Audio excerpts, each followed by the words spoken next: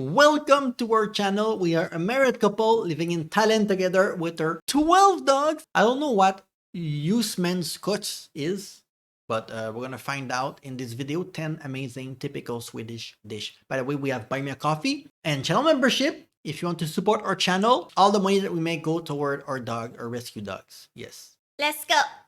Hey, and welcome to Fun Swedish. I hope you're hungry today because we're gonna talk I'm about hungry. food. Swedish food. You already What eat. is I know. traditional Swedish food? Well, at home, most Swedes eat international food such as pasta, nachos, and pizza. Oh. But if we Pasta nacho pizza? Same thing as not America, actually. feel like eating something more Swedish, what do we eat? Well, we eat Husmanskost. Husmanskost is the word we use to refer to typical Swedish dishes. It's the houseman diet, the things that a man eats at home. I guess that's maybe the logic. But this word is the word you need if you want to Google traditional Swedish food. So I would Google Svensk husmanskost or just Husmanskost. So here comes the list of 10 typical Swedish husmanskost. Things for you to try at a restaurant or if you go to a Swedish friend's house. So you can get the real Swedish experience. So let's get hungry. But before we do that, don't forget to subscribe to our channel. Number 1.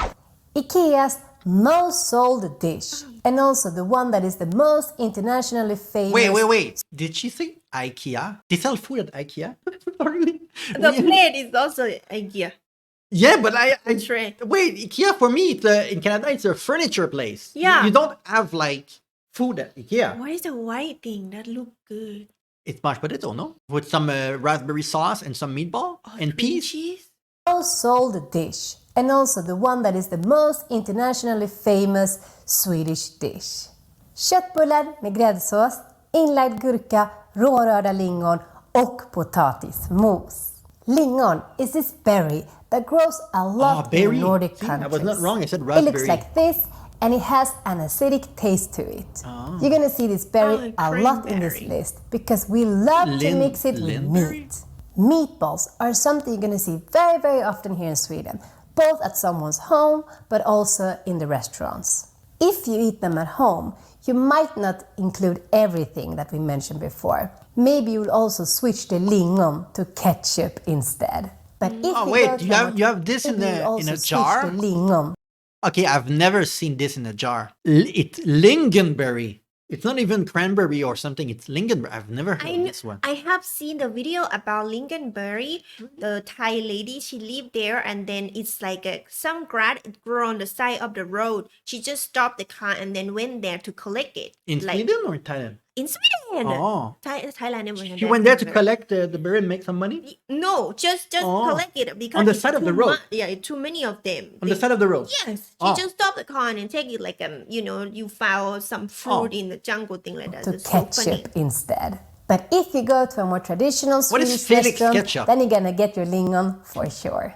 Swedish meatballs are very often made out of nötkött. Or it Nötkött? can be a mix between nötkött and fläskkött, which Fläskkött. is cow meat and pork meat. Then we Oh. have fläskkött, which is Fläskkött. cow meat So cut is like meat. and pork meat. Nut meat. Then we have the evolution of the köttbulle.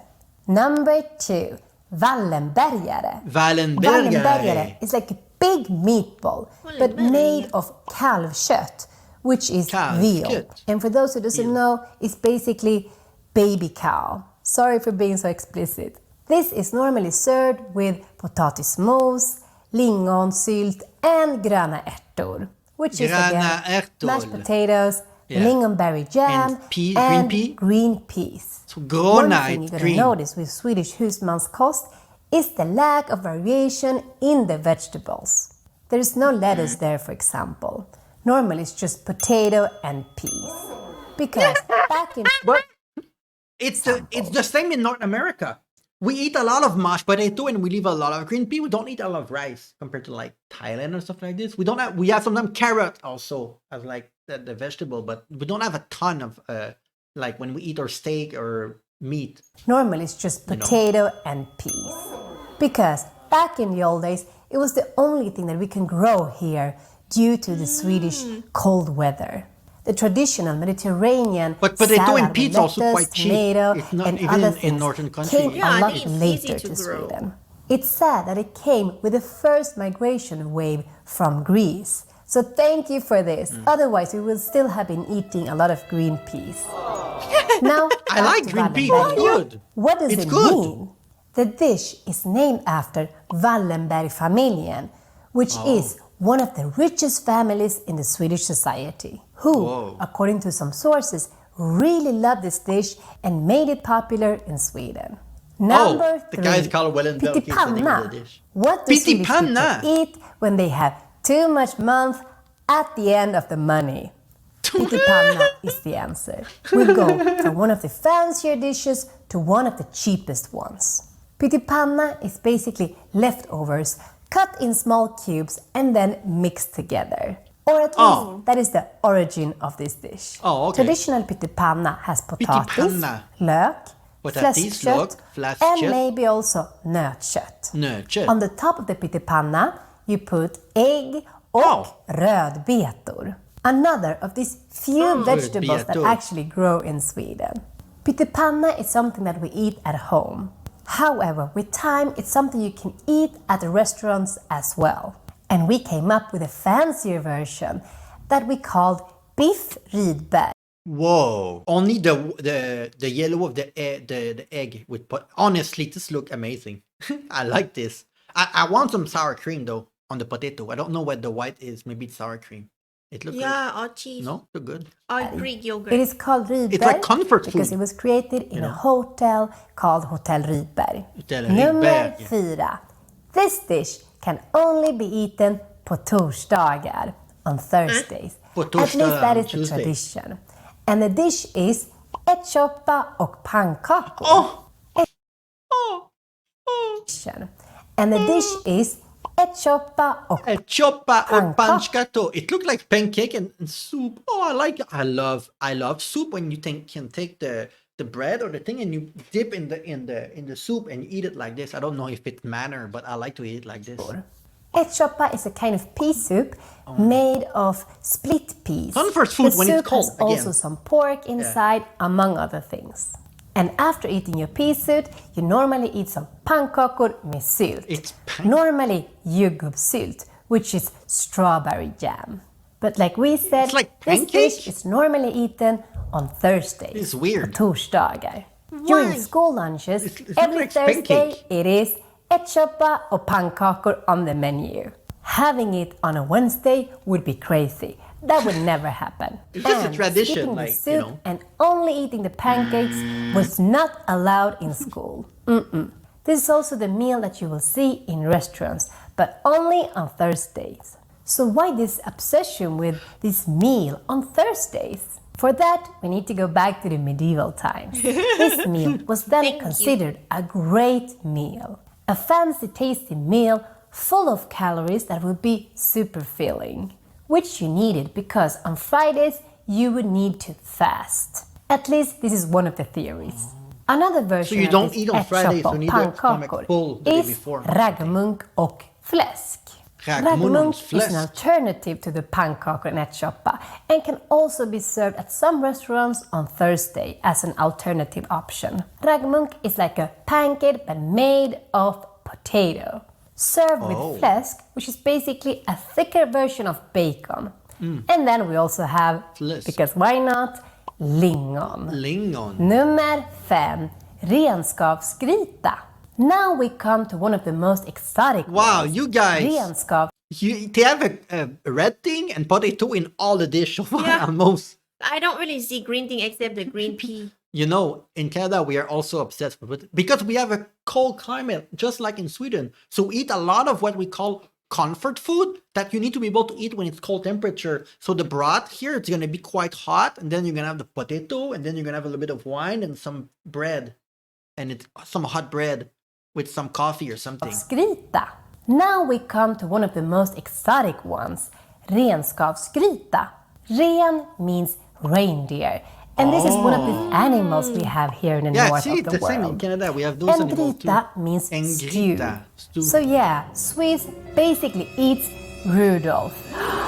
So it's a perfect dish if you didn't like the gift that Santa gave you the last year. This is again one of the fancier dishes on the list. In December, and we maybe eat something those you kind would of eat thing. more at a restaurant than you would Reindeer? eat at someone's home. Those kind of and meat, can you yeah. guess what we serve this with? Well, of course, potatis och lingon. Potatis and Number lingon. 6.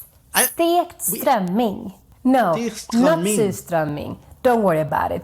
Oh. This one, stekt strömming, is something that you can actually eat and enjoy. Strömming is a kind of fish, herring. And there are two types of herring that are very popular in Sweden. Oh, is that called Iran in Strömming French? and sill. Strömming The and one we're sill. going to talk about today is stekt strömming, a very popular alternative for dagens lunch, which is basically the menu of the day that you Dagens eat during lunch. lunchtime. Stekt means that it has been cooked in a stekpanna, a frying Stekpanna. pan. But I would say that it's more like a grilled fish than a fried fish. And can you guess what we serve this with? Yes, of course, potatis och lingon. Potatis Again. and lingon. Nummer 7. Toast Skagen. This is a dish that is more served as a starter and förrätt. It consists of a toast It with looked like tartar. räkor, Oh, majonnäs, rödlök, Mayonnaise, red dill, onion, and some dill. caviar. And some this other one I'm gonna things. be able to And eat. since we have some caviar, it is of course a little bit more fancier. Very popular during the summers. Nummer 8. okay. Lax med dillstuvad potatis. Potatis. This dish is one of the most popular Hey, ones cucumber. eaten by Swedes, both at home and at the restaurants. Lax is our word for salmon. remember Dillstuvad lax. potatis, Suji favorite food. restaurants. Lax Suji favorite food. Why do you like salmon so much? I don't know. It's so good. And it has to be raw though. And you know, it's give you some texture when you eat it. You feel healthy and it's melted in your mouth. And especially sometimes you can eat with everything seafood. You know, we can even have like salmon in Lao papaya salad, Thai papaya salad, everything with salmon. is our word for salmon. Lax, you need to remember that Dillstuvad more with it. potatis is kind of a mix between potato and some kind of dill sauce. It looks like this. Nummer 9. Västerbotten Oh. pie. This is a Oh. super popular pie, often served for December. special events. Yeah, December. It's made with Västerbottenost, which is a cheese that Cheese? comes from the region of Västerbotten. Wow, I've never seen this cheese. Västerbottensot, something like this. That means I'm not gonna be able to eat if I don't go to Sweden. It's from very far Sweden. I've never seen this cheese in the store. It's a quite strong, cured, and flavored Oh, cheese. like brie And cheese? this pie goes well with everything. I really recommend it. And finally, I mean, goat number cheese? 10. Kött med pommes och bea. The most Oh. Swedish thing with this dish is actually not the meat nor the pommes. It is actually the sauce, bearnaise Oh. sauce, which is also called bea. A Bea, very, nice. very Oh. popular It's for sauce in breakfast. We eat Sweden that a lot eat with usually. meat. So if you don't eat meat with lingon, then we have bea instead. bearnaise? Bea is actually of French origin. Yes, It's kind of a mayo. bearnaise. It uses smör, äggulor, schalottenlök, dragon, persilja och vinäger. And some other First things. and vinegar, So, tarragon. diabetes. Oh yeah, Diabetes ingredient, yeah. Benedict. Yeah. For Egg egg Benedict. It's not the sauce for the egg Benedict, but it's a same kind of universe. What is tarragon? Can I find this in my country? Oh, Yeah. See? Tarragon leaf. okay. We have this brand. Yeah. Yeah, we have different, but when I read in Thai, it still sounds like Chinese. Yeah, because they probably have a different name here. But this is the one that we have. Pommes is slang for pommes frites, which is the Swedish It's funny because you use the name pomme frite, but in Canada we speak French and we say like pomme de terre or a French fry. We don't really use a French word because pomme mean apple, so we don't really use pomme frite. It's an old term that we don't really use anymore. word I'm sure in for France they French use it fries. though. So, to sum up, what is typical Swedish food? Potatoes, potatis, for sure. And also some meat. With And lingon lingon. or maybe bia. And very, very little for the vegan or for the vegetarian. Yes, Maybe right. some peas, but that's kind of it. And there are of course more dishes than this. It's- For example, korv stroganoff, blod pudding, pan beef. But Blood that's pudding? another Nah, video. no. Which I don't of want all blood these pudding. dishes have you In the north, they like it. See, they have it on Shopee. Shopee have Parda lingon, Felix brand. How many grams? 329 baht. 410 gram. It's 94 Swedish krona. 94 krona for 410 gram. Is it considered a lot? But Yeah. if it's worth it, maybe we should try next time. It says Svenska on it, so it's Swedish. Oh well. But because remember, my lip was bump, right? I used the lipstick, like the lip balm. All the balm that I bought, it had berry in it. Oh, So like they told me I supposed to go check if I allergy to some berry or not because this is so weird because I never allergy with anything. So I'm gonna need to taste myself okay. if So, I'm gonna be allergic. so next time we get paid by YouTube, we're gonna buy this thing.